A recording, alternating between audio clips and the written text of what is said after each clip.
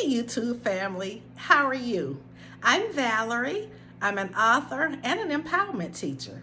It is my intent and purpose on this channel to help high achieving business women cultivate healing and rebuild after a toxic relationship. You know what I found? That a lot of times in society, we're bosses in our businesses, we're at the top of our career, we're highly educated. As housewives, we're running our household like the captain of the ship that we are.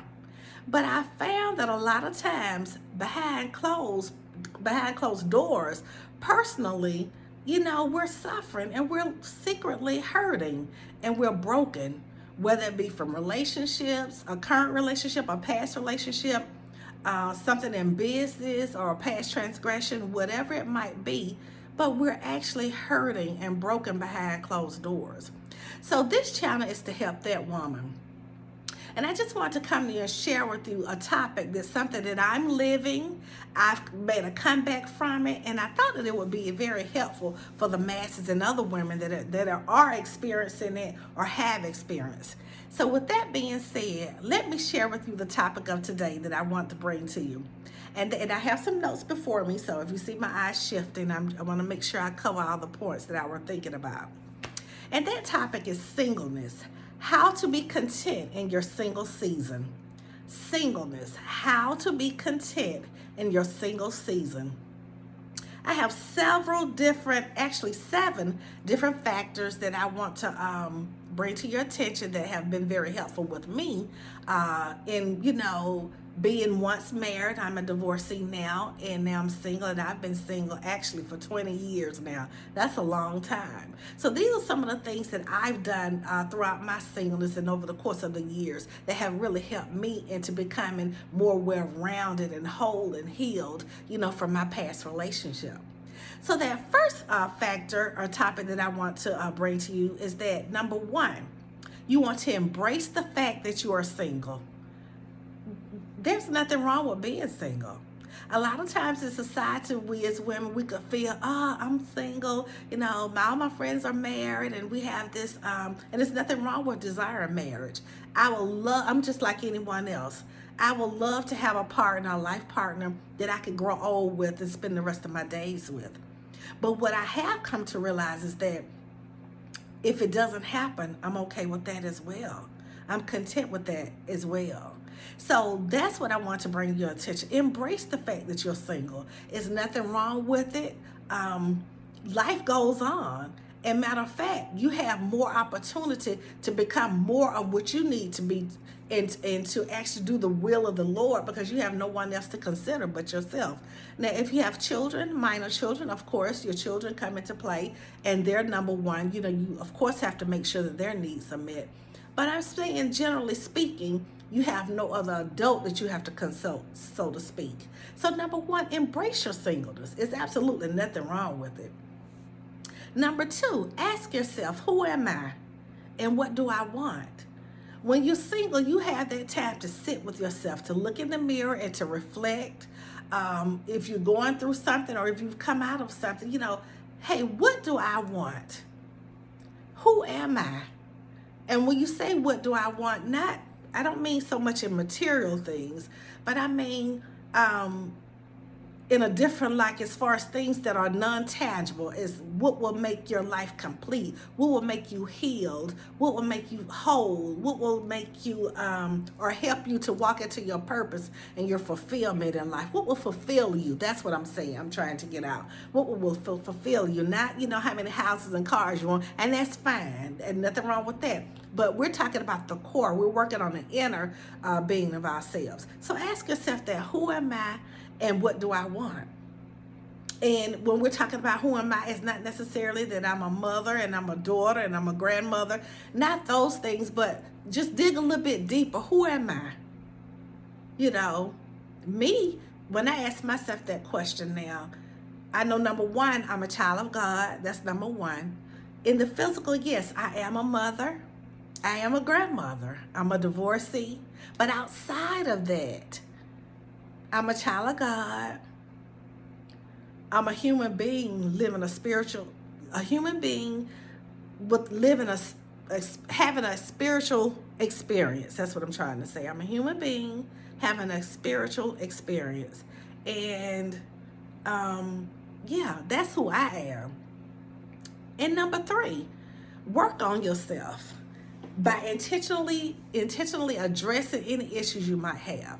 Now, when I came back from my divorce, I'm gonna tell you something. I'm gonna be honest and transparent with you. I really discovered Valerie and became a whole individual once I became a single person, once I became by myself, because I was able to really focus and hone in on myself. Who am I? What do I want? Why was I created? And the brokenness and the things that I went through, I was able to address them because I had to look them head on in the mirror.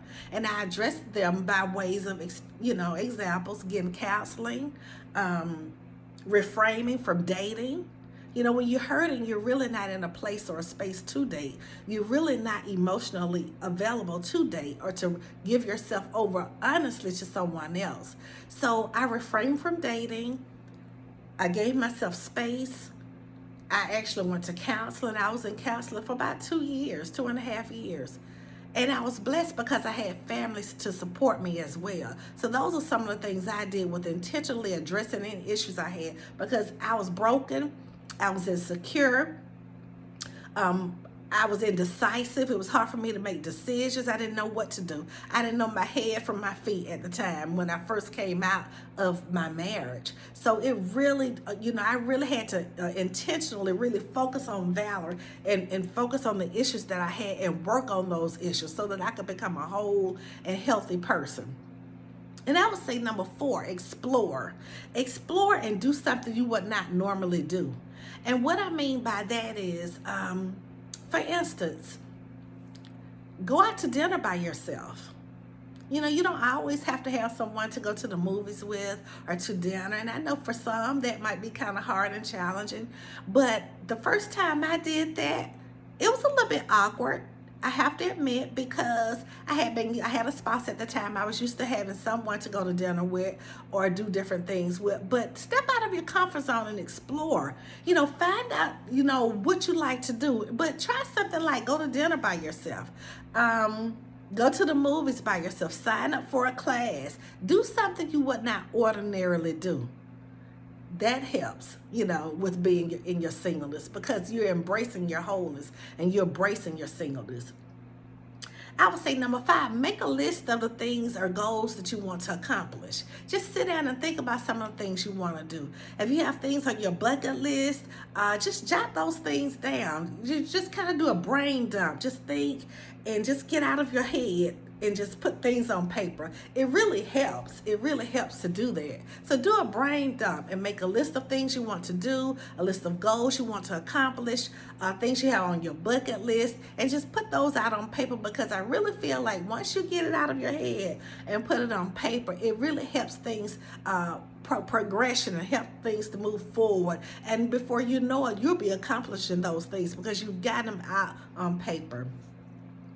And number 6, I'll say let go of the things you cannot control. Another thing I think that we as women, we hold on to things, we worry a lot, and I know that it's easier said than done. And depending on the circumstance and what it is, it might not be as easy to do.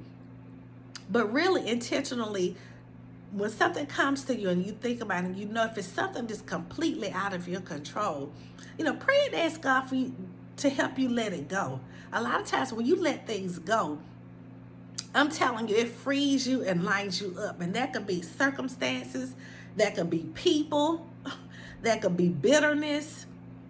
Let it go. Learn to let things go that you cannot control. And the saying, work on the things that you can work on and let go of the things that you cannot control. And I would say number 7, be kind to yourself. Be kind to yourself. Excuse me. And what I mean by that is don't put so much pressure on yourself on the fact that you don't have a spouse or that you don't have a mate. It's not the end all to be all. Don't put so much pressure on yourself. And don't get me wrong, if you desire to be married and you desire to have a mate, it's nothing wrong with that. God honors marriage, so there's nothing wrong with that. But don't put too much pressure on yourself on worrying about it. Let it go. Don't worry about it. And be kind to yourself and do something that you enjoy, whether it be a spa day. If you a person that enjoys exercise and jogging, go out and jog. Take a stroll in the park. Look at nature. Just do something that you enjoy, something that will relieve your mind, reduce stress, and help you to be kind to yourself. Okay, don't beat yourself up about not being single, because it's really not the end of the world. And if you do the work, if you need to, some of us might be okay, but if you need to do the work, do the work. Take this singleness, this time, to do the work, to become the best version of yourself. And that's what I did, and I'm so glad that I did. I had more than enough time to do it. And I've come to a point in my life where I'm content. I'm not complacent, but I'm content. And I'm okay in my singleness. And again, like I stated before, I would love to have a mate if the God sees for that. But I've also come to the point to where if that does not happen, I'm okay with that too. So I just wanted to share those things with you. Singleness. I know that's a big thing in society, especially with women of color, and it could be a woman of any color. But that we're always concerned about that and lose sleep over it. Don't. Life is too short for that. You have a full life to live ahead of you. You have so much that you can do and accomplish. And focus on that. Focus on you becoming a whole, well-rounded person and living in your purpose. Find out what your purpose is and focus on that. It's okay to be single. Okay? So I just want to share that with you, okay? I love you guys. Again, if you like this video, as always, please subscribe and share it with someone you think that might can get something out of it. Like the video, subscribe, and again, I'll see you guys later. Until next time, enjoy the rest of your day. Bye-bye.